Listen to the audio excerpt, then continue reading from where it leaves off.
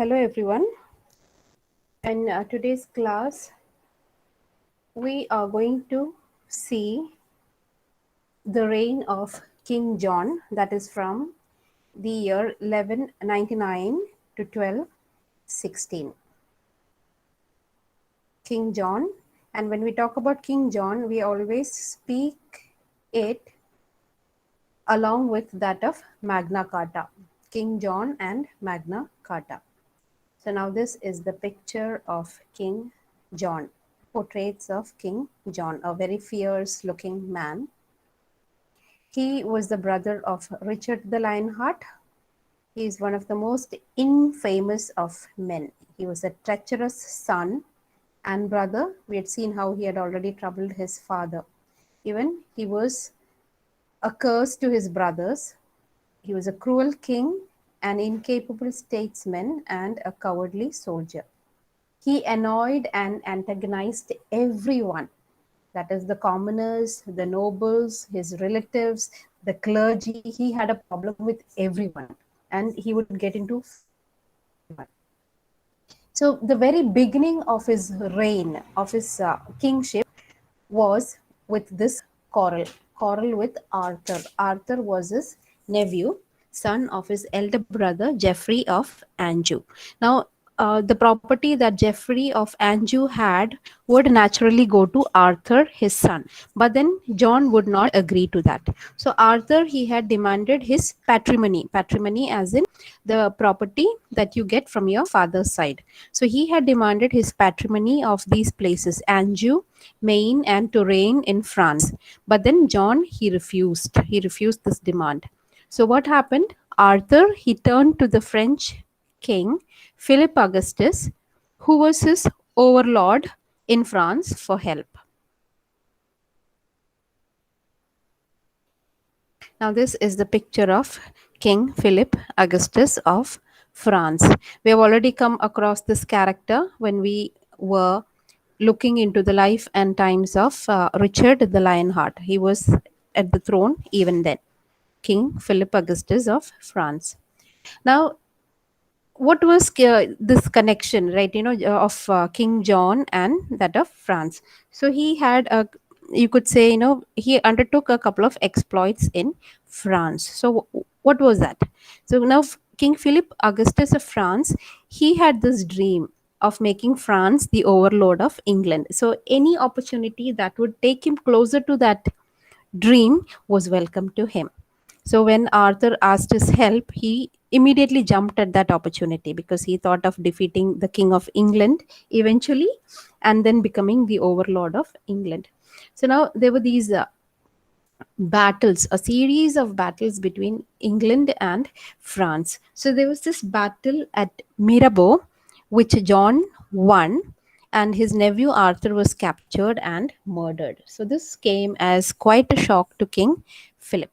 And then there were a series of battles between John and Philip, and John was defeated in almost all of these battles. And what happened? King John, he lost most of the lands in France except Gascony and the Channel Isles.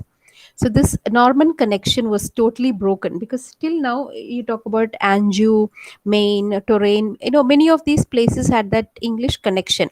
These English lords, English kings, they had vast stretches of land in France. Now because of all these battles between John and King Philip, what happened?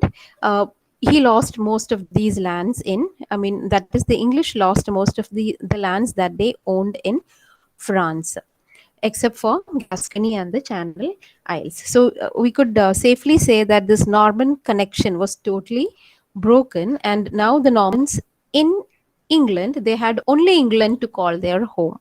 So this led to a spirit of nationalism, and finally they started thinking of England as their home. So in a way this was good, because all these while they were like traveling in two boats at the same time, one feet in England and the other one in France. But now with the loss of land, property, titles in France, they started more or less settling down in England as true Englishmen with a sense of love for the country.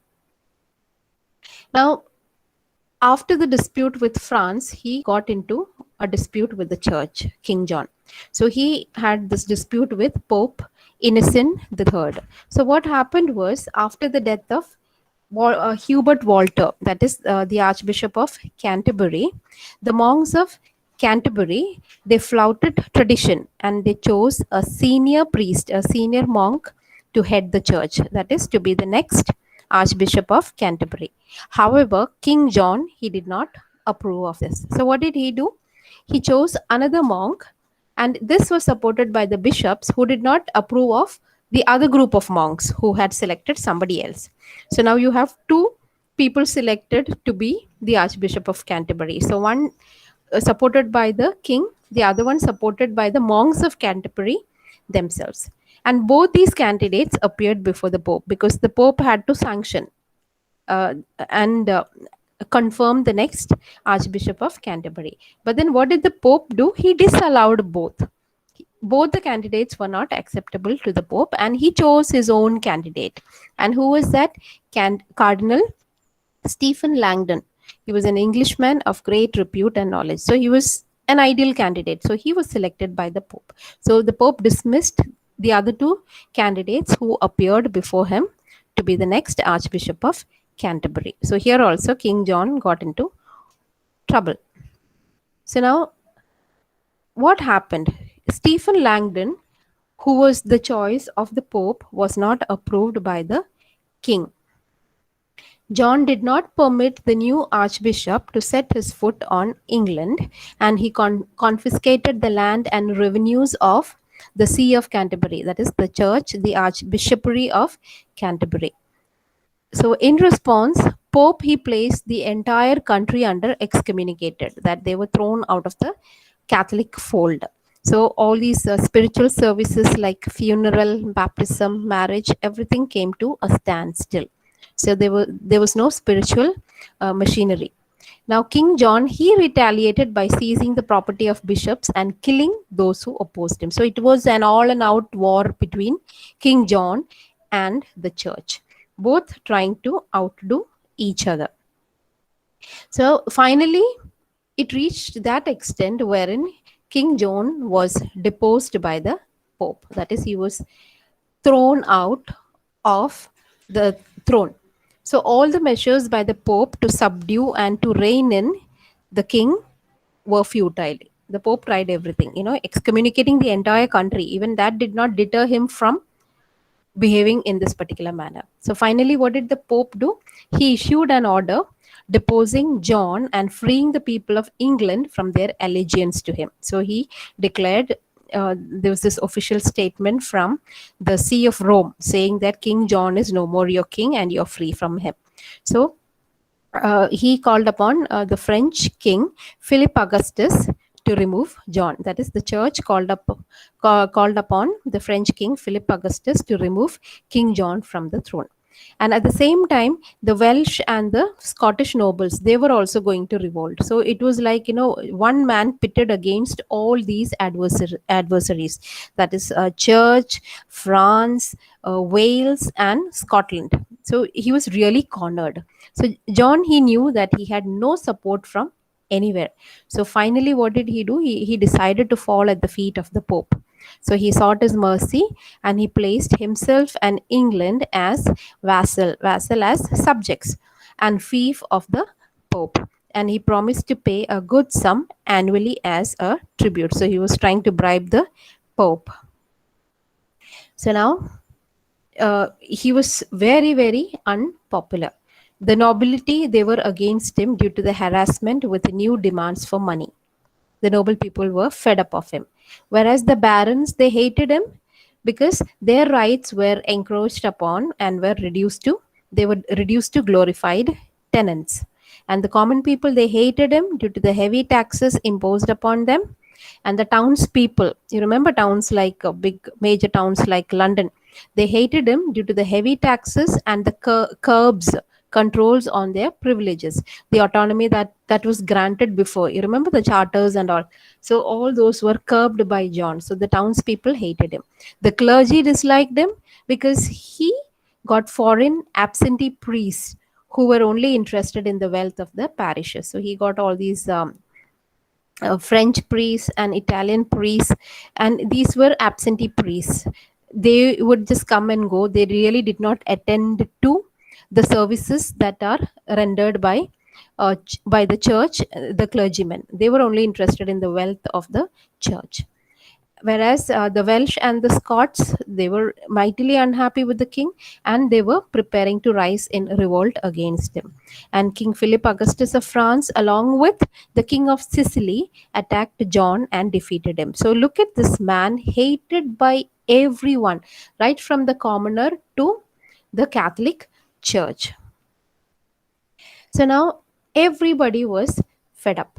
So now this new Archbishop of Canterbury, that is Archbishop Langdon, what did he do? He unearthed the Charter of Liberties which had been granted by King Henry the First. There was this Charter of Liberty which said that even the king had to act according to the law of the land. The excessive powers enjoyed by the king must be curtailed, curbed, right? Those were some of the um, uh, rules in the charter. So Archbishop Langdon, he unearthed it. People had forgotten all about that. So people now, they understood that they had the right to check the excessive rule of the king. And the freemen, they felt that they were exempt from the oath of Salisbury. So oath of Salisbury said that you had to be loyal to the king, come what may. So now they said they felt that there is a scope not to obey that. And all the freemen, nobles, clergy, and the common people, they all came together as one unified group against the king. So on Easter 1215, heavily armed barons and the wealthy burghers of London, they met the king. So now the king was in a spot. He was really cornered because all these people had come together, the church, then the barons, the clergy, everyone had come together against the king. Now, this is the picture of Stephen Langdon, Archbishop of Canterbury. This is a statue. This is a painting, glass painting, fresco, found in one of the churches. And here you have a commemorative plaque which says he was the Archbishop of Canterbury. He was the upholder of English liberties in Magna Carta, and he died in this parish at Slindon Manor. So he was there. He was buried there. So the plaque is still there, which commemorates his contribution to liberty. So now the king and his opponents, they met on June 15, 1215, and King John was made to sign the Magna Carta, or the Great Charter of Liberty, at this place called Runnymede. So every time we talk about King John, we always remember Magna Carta. Now, what was this Magna Carta or the Great Charter? It was this set of rules which were granted by Henry the First before, but then it was conveniently forgotten and set aside by most of his successors and mainly by King John. So Magna Carta, it said that the king has no right to violate the law of the land. He executes the same law and he is under the same law. Everybody is equal before the law. That is Magna Carta all about. It can be seen as an agreement between the king and the barons, and it contains a clause that ensures that the king would act in accordance with the law of the land. There were 63 clauses in all at that time.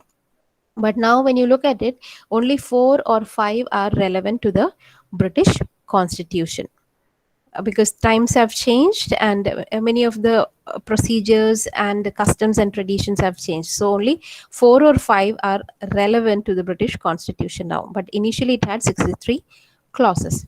So some of these clauses said that the king could collect taxes only with the consent of the Common Council.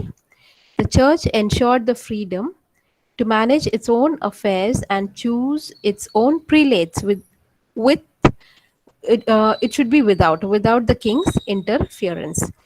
So the church had some kind of an autonomy without the interference of the king. and protection of free people, free men from arbitrary arrest and imprisonment, and trial by jury was provided for everyone. So you have certain paintings here which show King John signing the Magna Carta. So you can see barons, so representatives from different walks of life. So you can see warriors, barons, the clergy, right, clergymen, representatives from the church, the common people. So King had to sign the Magna Carta. Now, what is the significance of the Magna Carta? Why is it so important? Because it had something for everyone. The rights of the barons and the clergy were protected. A free person could not be imprisoned without legal judgment. So you could not randomly go arrest somebody and put him in prison. And justice would neither be denied nor delayed to the common man. This was the glory of the Magna Carta: justice for all, irrespective of your class, status in society. So this can be seen as a charter of freedom for all Englishmen, and it is the cornerstone of liberty in the history of the human race. Later, new interpretations were added with the coming of the Parliament and the common law, everything. But this is the cornerstone, or you could say the basis on which whatever was built later on. So it can be seen as a symbol and spirit of the English Constitution. That is the significance of the Magna Carta. Now, the last days of King John. King John, he was a mightily unhappy man because he was cornered and all his powers were controlled. They were kept in check. So he could not tolerate the curbings of his powers. So what did he do? He got the Pope declared the charter null and void, and to order the barons to bow before the king, because now he was paying this handsome money to the church, right? So now church was siding him. So he got the Pope to declare the charter null and void, and he wanted to order, or had it ordered, that the barons should now bow before the king. But this was not acceptable to the barons. So they prepared for a civil war. These barons, they prepared for a civil war with the help of the King of France. Now, King of France was anytime ready to come and attack because he nurtured this ambition, this dream of becoming the overlord and ruling over England. So he was always ready at anybody's service who would fight against England. So he was quite happy to join the barons. So French army landed in England, and what happened? Many of John's army, they knew they would be defeated, so they deserted him and they joined the barons. But then what happened was, by 1216, King John, he died of a raging fever, and this spared England of a civil war. Because if he had been alive, there would have been a civil war in which, in all probability, he would have been defeated, and maybe England would have become the fief of France. But it did not happen that way.